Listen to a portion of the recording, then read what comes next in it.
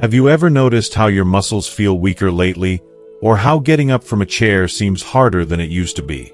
Maybe you've brushed it off as just part of getting old. But what if that's not the whole story? It's easy to think that muscle loss or balance issues simply come with age, yet science shows there's more at play than just time passing. Many seniors quietly struggle with these changes, feeling frustrated or even worried about their independence, sometimes without even realizing the root cause. In this video, we'll explore why these challenges happen and, more importantly, what simple yet powerful habits you can adopt to stay strong and steady well into your 70s and beyond. So, stick with me as we uncover the surprising truths that could change how you approach aging every day. If you are not subscribed, subscribe and activate the notification bell so you don't miss any videos. If you like the topic of this video, please comment 1. If you don't, please comment 0 to let me know how I can improve and make better videos for you. Now, let's begin. Point 1. Large sums of money or inheritance.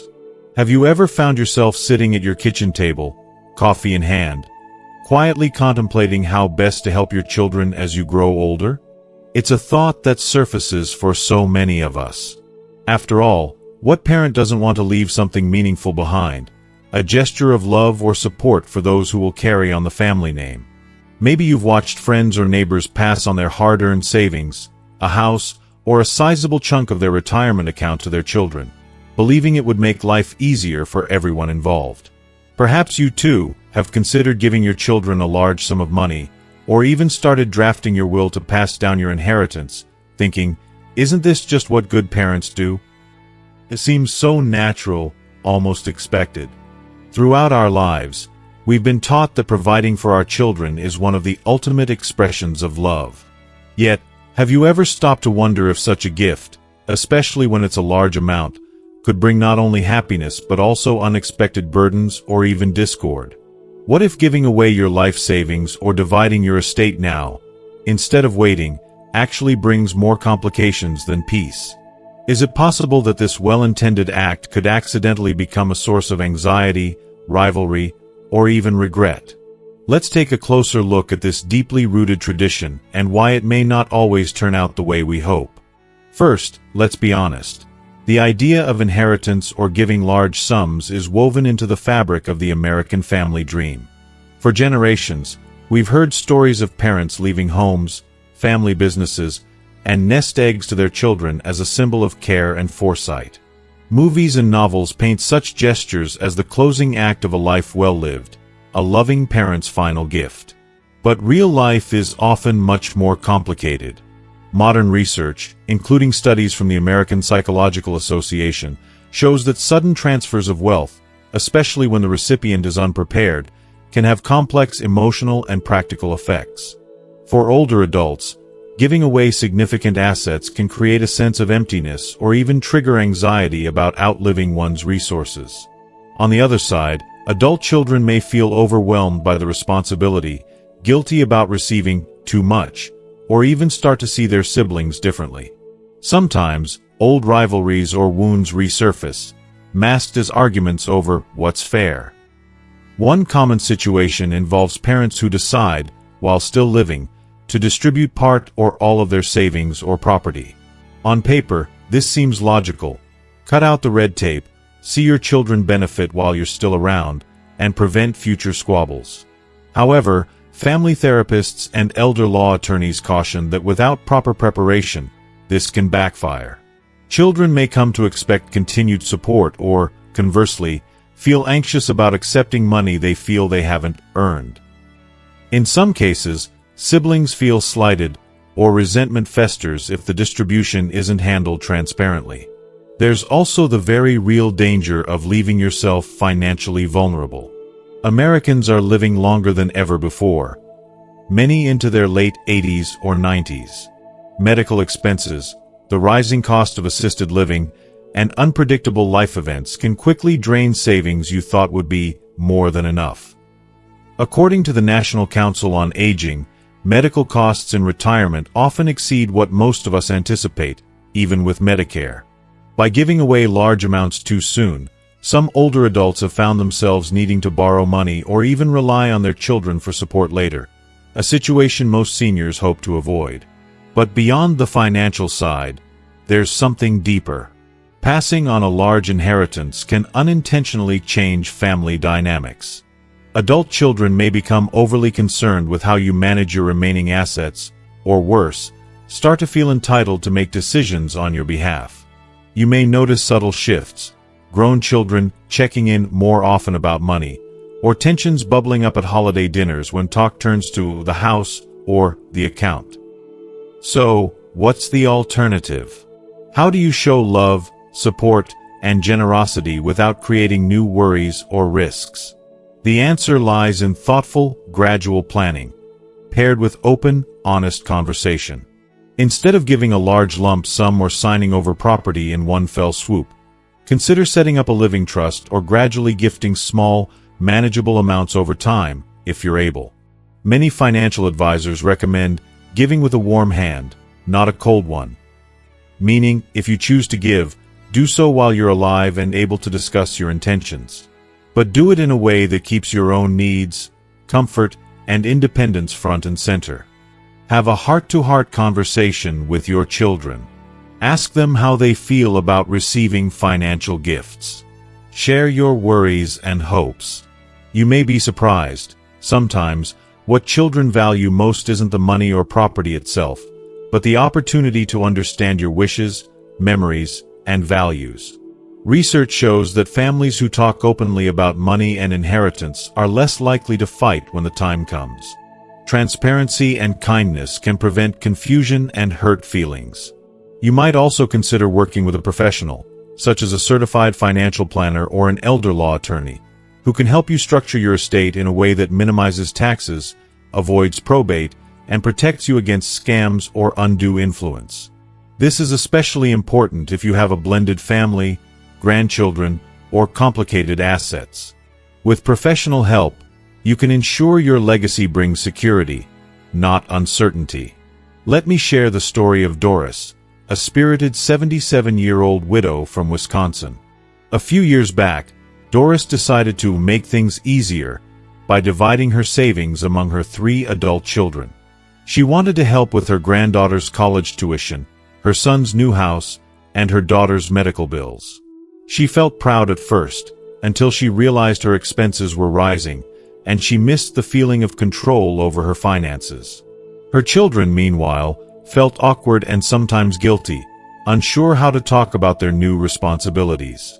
When Doris was hospitalized for a minor surgery, she felt vulnerable and worried. What if her money ran out? It took a few honest conversations and some help from a financial advisor for Doris to regain her confidence and rebuild a healthy balance for both herself and her family. If you're considering giving a large sum or planning your inheritance, remember, you have nothing to prove. Your life's work, love, and wisdom are already the greatest legacy you can offer. The best gifts are given with careful thought, gentle words, and respect for everyone's needs, including your own. So, before you sign any check or update your will, take a breath. Reflect on what truly matters. Is it the money or the peace of mind that comes from knowing your family is connected, supported, and secure? A little patience, a little planning, and a lot of communication can turn a potentially stressful situation into a lasting source of comfort and unity. You are not alone in these concerns. Millions of older Americans face these choices every year, each with their hopes and worries. Whatever you decide, permit yourself to move slowly, ask questions, and put your own needs first. Your family will thank you, not just for the inheritance, but for the wisdom and care behind it. And remember, you're not just leaving money behind. You're setting an example of love, integrity, and thoughtfulness for generations to come. That is the rarest gift of all. Point 2. Controlling your children's lives. It's a Saturday morning, and sunlight spills through your kitchen window. Maybe you're folding laundry or watering the garden, letting your mind wander. You think about your children, now grown, living their own lives. Maybe you've watched them make decisions that seem odd, risky, or even just different from the choices you would have made. Perhaps you remember how, years ago, you were the one who decided bedtime, what school they attended, even what was for dinner. Now, those days are gone, and your children make their own decisions. Sometimes confidently, sometimes not. Yet, even as an older parent, it's natural to still feel responsible, to want to protect, guide, and sometimes even to nudge them onto a path you believe is best. You're not alone in these feelings. Many older adults find themselves quietly wishing their children would take a certain job, marry a certain partner, move closer to home, or simply follow family traditions. Maybe you catch yourself offering advice, making suggestions, or sharing stories of how we did it in my day, hoping your children will listen and learn. This all comes from a good place, a place of love, experience, and wisdom earned through decades. But have you ever paused to wonder, what happens when our guidance becomes a source of stress, distance, or even resentment for our children? Is it possible that, by holding on too tightly or trying to steer their choices, we unintentionally create a barrier instead of a bridge? If you are still watching this video and find these lessons useful, please comment 1 below to let me know that you are still here with me. It's easy to assume that giving advice, or even stepping in when we see our children struggling, is a parent's duty, regardless of age. For decades, you've made sacrifices, worried about their safety, celebrated their victories, and dried their tears. But as children grow into adults, the role of a parent shifts. Your children may no longer need a protector or problem solver. They need a supporter, a cheerleader, someone who trusts their journey, even if it leads down a winding, unfamiliar road. Why do so many seniors struggle with letting go? Part of it is deeply rooted in the rhythm of family life. For most of our adult lives, being a parent has defined who we are. Our identity is woven into the stories of our children, their successes, their failures, their happiness. When you've spent decades putting your children first, stepping back feels strange, even frightening. It's tempting to reach out and fix things, especially when you see your loved ones facing challenges. But research in psychology and family studies shows that adult children thrive best when given space to grow and solve their problems, even if it means making mistakes along the way. Studies from the American Psychological Association highlight how autonomy, or the freedom to make one's own choices, is critical for adult well-being. Adult children who feel supported, rather than controlled, tend to have closer, healthier relationships with their parents. On the other hand, parents who frequently criticize, micromanage, or intervene in their children's decisions often experience more conflict, less communication, and even emotional distance from their family. It's a common but rarely discussed scenario. A well-meaning parent, anxious about a child's new partner, career move, or parenting style, offers advice that's met with a sigh, a tense smile, or even silence. The parent may feel hurt, thinking their wisdom isn't appreciated. The child, meanwhile, may feel smothered or misunderstood. Over time, these small moments can add up, recreating walls where there should be open doors. What's the best path forward? How can you continue to love and support your children without crossing the invisible line between caring and controlling? It starts with trust, trusting not only your child's ability to handle their own life, but also the relationship you've built together over the years. The next time you're tempted to step in or offer advice, pause for a moment. Ask yourself, is my concern truly urgent, or am I simply uncomfortable with not being in control? Am I sharing out of fear, or out of genuine support? Sometimes, the greatest act of love is stepping back, allowing your children the dignity of their own choices, even their own mistakes. Instead of offering unsolicited advice, try asking open-ended questions. How do you feel about this? Or, what are you thinking of doing next? Let your children share their worries, dreams, and plans with you. Listen, without judgment or interruption. If they ask for your advice, share it gently, remembering to make space for their perspective. You can also set healthy boundaries for yourself. Remind yourself that your children's happiness, though deeply important to you, is ultimately their responsibility. Celebrate their successes, comfort them in hard times, but resist the urge to fix everything. This shift can be freeing, both for you and for your children. Let me share the story of Margaret, a retired schoolteacher from Ohio. When her youngest daughter, Laura, divorced and decided to start a small business, Margaret's first instinct was to caution her.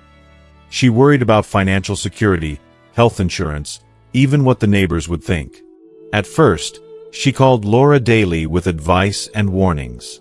Soon, she noticed her daughter stopped answering as often. Margaret felt hurt and confused. One afternoon, after a gentle conversation with her friend at church, Margaret realized that what Laura needed wasn't more advice. It was simple encouragement and a listening ear. Margaret apologized to Laura, promised to be more supportive, and stepped back. Over time, their relationship healed. Laura's business grew, and Margaret found new joy in cheering her daughter on from the sidelines rather than trying to steer the ship. It isn't always easy, but it is possible, and it's never too late. If you find yourself worrying over your children's choices or longing for more influence in their lives, remember, your greatest gift now is your unconditional love and trust. Letting go doesn't mean you love your children any less. It's a powerful sign of respect for the adults they've become. And as you shift into this new role, give yourself grace. Parenting doesn't end when your children turn 18, or 40, or even 60, but it does evolve. You are still needed, valued, and loved. The wisdom you carry shines brightest when given freely, not forced, when offered as a resource, not a rulebook. Cherish the moments you spend together. Holidays, phone calls, shared memories. Focus on the laughter, the small victories, and the unique people your children have become. Trust that, thanks in part to your years of care and guidance, they will find their way. Life is a journey, filled with unexpected turns. Sometimes the most beautiful chapters are written when we loosen our grip and let others hold the pen for a while. Your legacy isn't in controlling the outcome, but in giving your family the courage and freedom to write their own stories. So, as you move forward, remember, your love and your presence are enough. Let go, trust, and watch as your children, and your relationship, blossom in ways you never expected. That is the true art of growing old with grace, wisdom, and an open heart. Point 3. Unrealistic expectations. It's a quiet afternoon, and you're sitting in your favorite chair, maybe by a window where the sunlight slants across the carpet.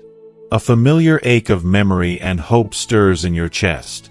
You think about your children, the dreams you once held for them, and perhaps the little disappointments or silent wishes that still linger even as the years slip by.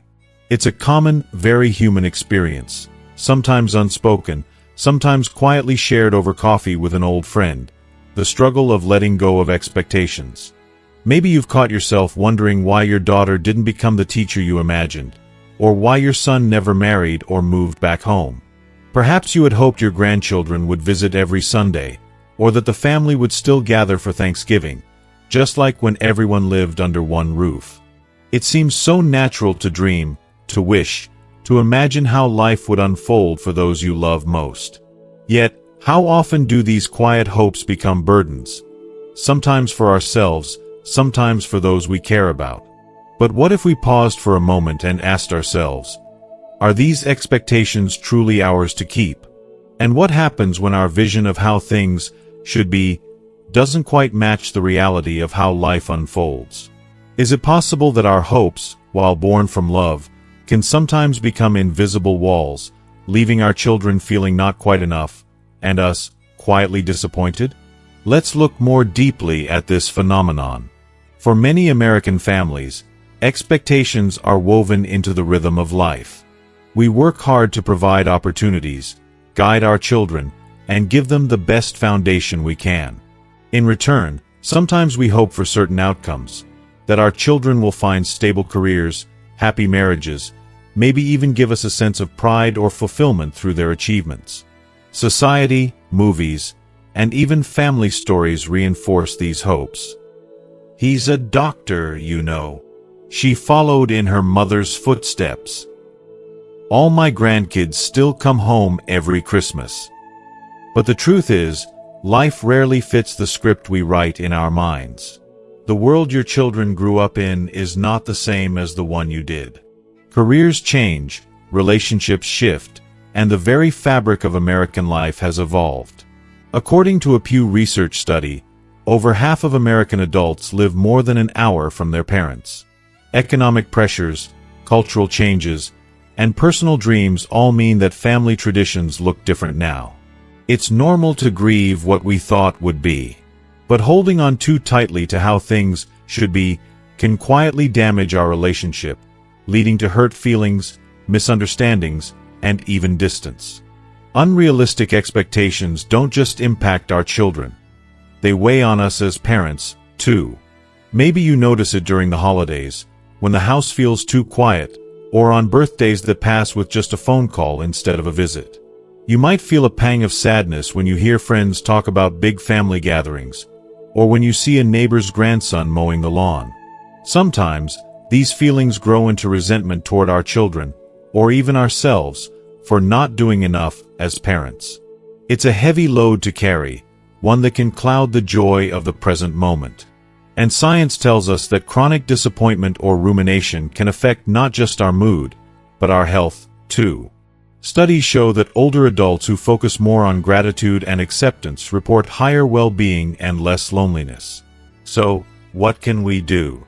How do we love our children deeply, hold our hopes lightly, and keep our hearts open, especially when reality doesn't match our dreams? It starts with honest reflection and gentle self-awareness. Take a moment to ask yourself, what expectations do I still carry for my children or grandchildren? Are they fair, realistic, or rooted in a world that no longer exists? Am I loving my family as they are, or as I wish they would be?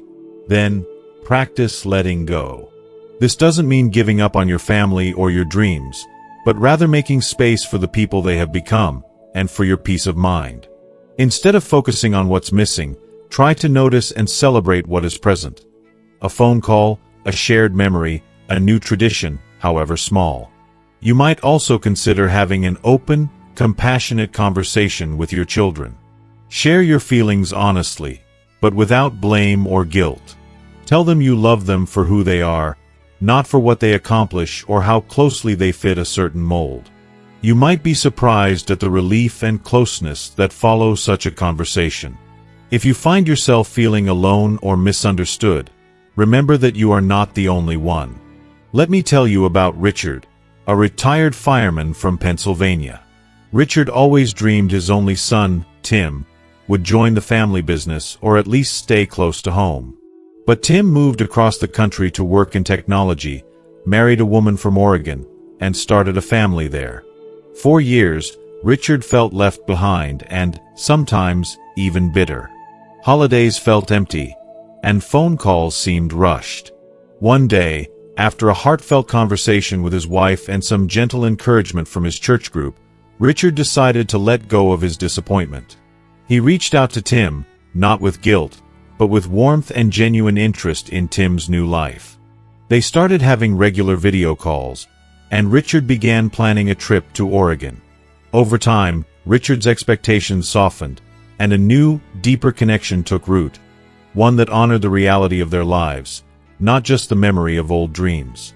Sometimes, the greatest gift we can give ourselves and our families is the freedom to be imperfect, to grow in unexpected directions, and to build new traditions together. Maybe your grandchildren can't visit every Sunday, but perhaps you can start a Sunday letter tradition or share stories over Zoom. Maybe your children's careers look different from what you imagined, but they're happy, healthy, and living lives of purpose. If you are still watching this video and find these lessons useful, please comment 2 below to let me know that you are still here with me.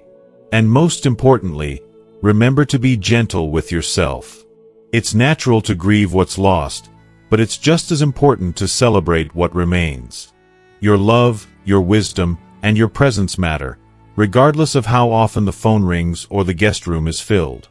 Letting go of unrealistic expectations doesn't mean lowering your standards for love or family. It means making space for joy, even if it shows up in unexpected ways.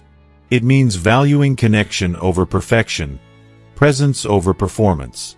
It means choosing to meet your loved ones where they are, and to find happiness in the little things.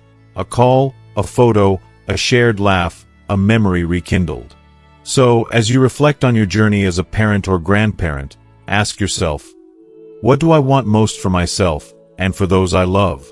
Chances are, it's not a perfect family or a picture book holiday, but simply the warmth of connection, the comfort of acceptance, and the knowledge that, no matter what, you are loved and valued. Remember, your story is still unfolding, and every chapter, whether filled with laughter, longing, or letting go, is precious. Trust that you have done enough. Trust that your family's path, though different from what you imagined, is still rich with meaning and love. As you move forward, give yourself permission to lay down old expectations and embrace the beauty of what is.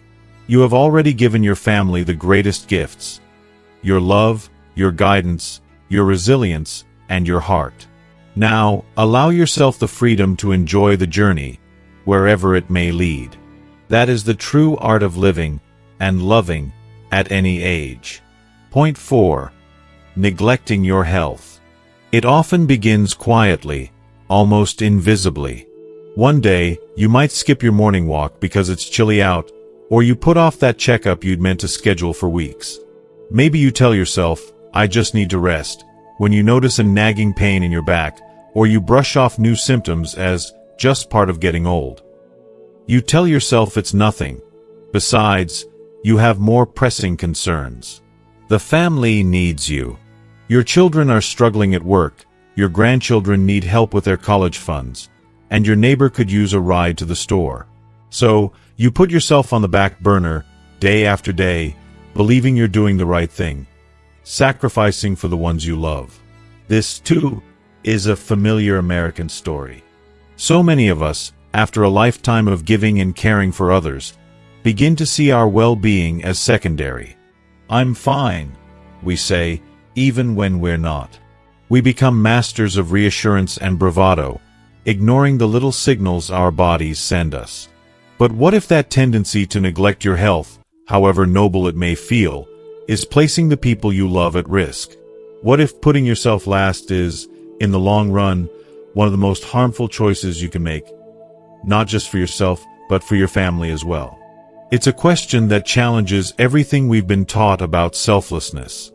We often assume that the best parents and grandparents are those who give endlessly, who ask for nothing, who bear pain in silence. Yet, medical science and the lived experiences of millions of seniors suggest a different truth. Maintaining your health is not selfish, but rather one of the most generous gifts you can offer those you love. Let's take a closer look. Studies from the Centers for Disease Control and Prevention, CDC, show that seniors who prioritize regular medical checkups, balanced nutrition, physical activity, and mental health have not only longer lifespans, but richer, more independent lives. These little things, yearly physicals, flu shots, daily walks, even taking prescribed medications on time, are the backbone of healthy aging. Yet, according to AARP surveys, nearly one-third of older Americans admit to putting off healthcare appointments or ignoring symptoms, often because they don't want to make a fuss or burden their families. But here's the catch. When you don't care for yourself, you inadvertently place a bigger burden on the very people you wish to protect. Chronic illnesses that go unmanaged can quickly spiral into crises, resulting in hospital stays, rushed decisions, and stress for everyone involved. When mobility declines because of inattention, when memory issues go unaddressed, when preventable conditions turn serious, it's often the children or grandchildren who must step in, juggling work, travel, and their own families to care for you. Consider this. You wouldn't ignore a warning light on your car's dashboard, would you? Most of us wouldn't hesitate to take our vehicles in for a tune-up before a big trip. Yet when it comes to our bodies, our most valuable vehicle, we too often overlook the signs, promising to get around to it someday. But someday is not a day of the week. Life happens now. So, what's the gentle, practical solution? It starts with permitting yourself to matter. Make a simple list of the most basic health routines: annual wellness visits, eye and dental checkups, staying current on vaccinations, and maintaining some form of movement, even if it's just a stroll around the block. Don't wait for a crisis to take action. Be proactive, even if it means reaching out for help from your doctor, a neighbor, or a friend at church. If motivation is hard to find, try reframing your efforts as acts of love. Remember, staying healthy isn't just for you. It means more time, more laughter, more memories with those who love you. Even small steps make a big difference. Instead of seeing exercise or doctor's appointments as chores, look at them as investments in your family's future. Let me tell you about Earl, a grandfather from Nebraska who spent decades putting everyone else first. When Earl's wife passed away, he became even more dedicated to his family, volunteering at the local food pantry, babysitting his grandchildren, and hosting Sunday dinners. But his knees started aching, and he found himself short of breath going up the stairs. Still, Earl ignored the symptoms, until one winter, he collapsed while shoveling snow. The ordeal that followed, emergency surgery, weeks in rehab, missed holidays, was a wake-up call, not just for Earl but for his entire family. After his recovery, Earl made a quiet vow to himself and his children. He would start putting his health first, not last. He began small, attending a Silver Sneakers exercise class, cooking healthier meals, and, most importantly, keeping his medical appointments. Earl's energy returned, and so did his independence. His children and grandchildren noticed. "I just want to be around for all the little moments," he told his daughter one afternoon, "and now I know the best way to do that is to take care of myself first." So often, the greatest acts of love are those that seem the most ordinary. Refilling a prescription, choosing fruit over cake, stretching each morning, or asking for help when you need it. There's no need for grand gestures. What matters is the steady commitment to your well-being, because you are worth it, and because those who love you want you here, for as long as possible, happy and healthy. If you're used to putting others first, shifting your mindset can feel uncomfortable at first. That's okay. Start with one small change. Maybe calling to schedule that overdue checkup, or going for a gentle walk after dinner. Talk to your doctor about what's right for you. Invite a friend or neighbor to join you, if that makes it easier. Every step counts. Most importantly, be kind to yourself. Aging is a journey, not a destination. There will be good days and bad days, setbacks and victories. Celebrate your progress, and remember that every day you choose to care for your body and mind, you're also caring for the hearts of those who cherish you. In the end, neglecting your health doesn't make you stronger or braver. It only creates more challenges for you and your family. Instead, make self-care a non-negotiable part of your routine. Embrace the simple joys of movement, nourishment, rest, and connection. Let your children and grandchildren see you thriving, not just surviving. Your legacy is not just in the stories you tell or the traditions you pass down, but in the example you set, showing that loving others means starting with yourself. You have given so much, and you still have so much to give. Let every new day be a fresh chance to honor that gift, for your own sake, and for those who hold you dear. Remember, you are never too old, never too busy, never too set in your ways to put your health first. You are the heart of your family, the one who holds everyone together. And you deserve every moment of wellness and joy this life has to offer. So go ahead, schedule that appointment, take that walk, make that healthy choice. Your future, and your family, will thank you. Point 5. Passing on mindset and values. It's a rainy afternoon, and you find yourself lost in old photographs. Snapshots of birthdays, family reunions, Sunday picnics at the park. As you sift through these memories, you start to wonder what you're truly leaving behind for your children and grandchildren. Sure, there are tangible things, a house, a few cherished possessions, maybe some savings. But deep down, you know that your real legacy is less about what's written in a will and more about the lessons, beliefs, and values you've shared along the way. For most Americans who've lived long, full lives, passing on wisdom and values feels just as important, if not more so, than passing on money or property. Maybe you remember your parents or grandparents, the stories they told, the habits they lived by. Maybe you hear their voices in your head now and then, reminding you to work hard, to be honest, to say please and thank you, to stand up for what's right. It's natural to want your loved ones to inherit not just your possessions, but your principles. Yet, as times change and generations grow up in a different world, you might find yourself worrying. Will my family hold on to the same values that guided me? Are they building their lives on the same foundation of respect, kindness, faith, and resilience? Or are those precious ideals fading in a culture that sometimes seems to move faster than we can keep up? Sometimes, in our desire to make sure our children turn out right, we find ourselves repeating old lessons or insisting on certain beliefs.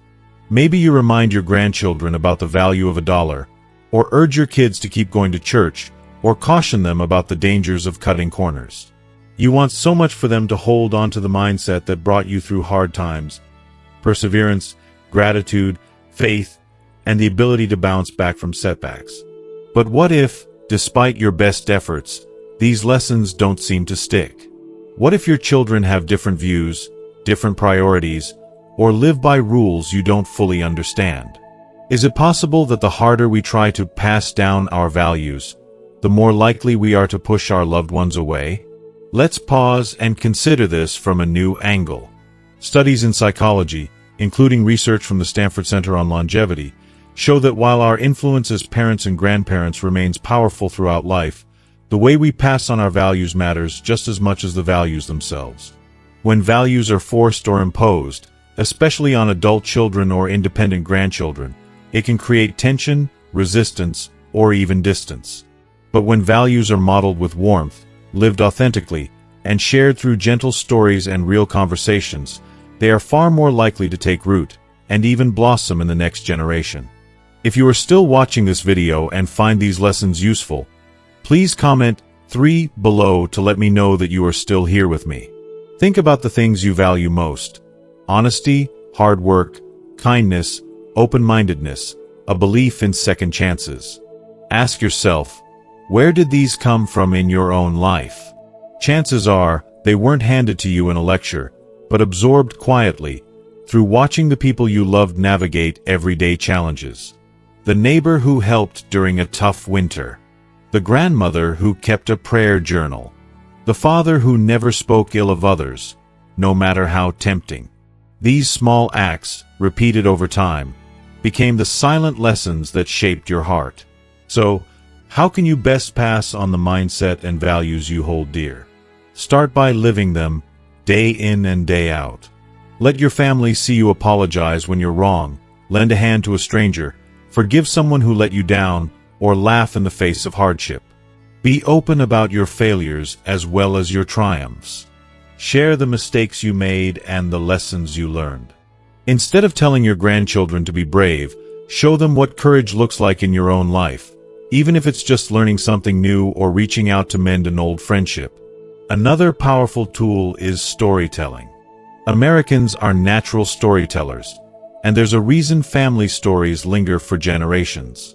Share the tales of your youth, of tough times when you got by on faith and grit, of funny mishaps that taught you humility, of moments when kindness made all the difference. Invite your loved ones to share their stories, too. Listen, when they talk about their values, fears, and dreams. Even when those dreams look different from yours, your willingness to understand and respect them will leave a deeper impression than any sermon ever could. Let me introduce you to Ethel, a grandmother from Vermont, who worried that her family was growing up in a world too quick and too digital, with little time for the values she cherished. She used to scold her grandchildren for being on their phones at the dinner table, reminding them of the good old days when everyone talked face to face. But after a conversation with her youngest grandson, Ethel realized that connection looked different now. She started texting her grandkids jokes, sharing family recipes by email, and even joined a video call to read bedtime stories. The more Ethel embraced her grandchildren's world, the more they opened up, and the more opportunities she had to share her stories and values in ways that felt natural, not forced. Now, her family gathers online every Sunday, sharing laughter, memories, and gentle reminders of what truly matters. It's also important to recognize that every generation must make values their own. The world your children and grandchildren are building is different from the one you grew up in, and that's okay. It doesn't mean your values are outdated or unneeded. On the contrary, they provide an anchor and a compass in times of uncertainty. But be open to learning from your loved ones as well. The best legacies are built on mutual respect, curiosity, and shared growth. If you sometimes feel discouraged or unheard, remember that seeds take time to grow. You may not see the full fruits of your influence, but every small act of integrity, kindness, or courage you show will echo through your family long after you're gone. Trust that your children and grandchildren will remember not just what you said, but how you made them feel. That is the truest form of inheritance. So, as you continue your journey, take heart. You don't need to be perfect or have all the answers. You just need to live your truth with an open heart, to share your stories and listen to theirs, to hold tight to what matters, and let go of what doesn't. Your values are alive in every loving gesture, every honest word, every gentle act of forgiveness or encouragement you offer. In the end, the legacy that matters most isn't carved in stone or locked away in a safe. It's etched in the everyday moments, the ordinary choices, the love and wisdom passed quietly from one heart to another. That is the inheritance your family will cherish most, a legacy that can't be spent, stolen, or lost, but only multiplied with each new generation. So keep living, keep sharing, keep loving boldly. Trust that your mindset and values will outlast any material gift. You are the bridge from yesterday to tomorrow, the storyteller, the example, the anchor. And that, above all, is what it means to leave a legacy worth remembering. As we reach the end of this journey together, I hope you can see just how much your choices, your wisdom, and your presence truly matter. Not just to your family, but to the generations yet to come. Life after 70 is filled with its unique joys and challenges, but it's also a time of incredible influence. Whether it's deciding when and how to share your resources, learning to let go and trust your children's paths, releasing old expectations, caring for your health, or quietly shaping the values of your family, each decision leaves a ripple that travels further than you might ever know. Remember, your legacy is built not only on what you give, but how you give it.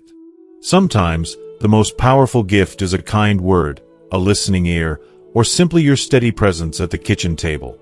The world may be changing quickly, but your love, your stories, and your example remain an anchor for those you love. If there's one message to carry with you, let it be this: you are still the heart of your family, no matter your age. You have more to give than you realize, and the lessons of your life are treasures in themselves. So, embrace this chapter with an open heart, cherishing every moment, making thoughtful choices, and always remembering to care for yourself along the way. Thank you for spending this time with me. I'd love to hear from you. What lesson resonated most with you today? Please share your thoughts in the comments below. And if you found this video helpful, don't forget to like, share, and subscribe. You are not alone on this journey, and together, we continue to learn and grow.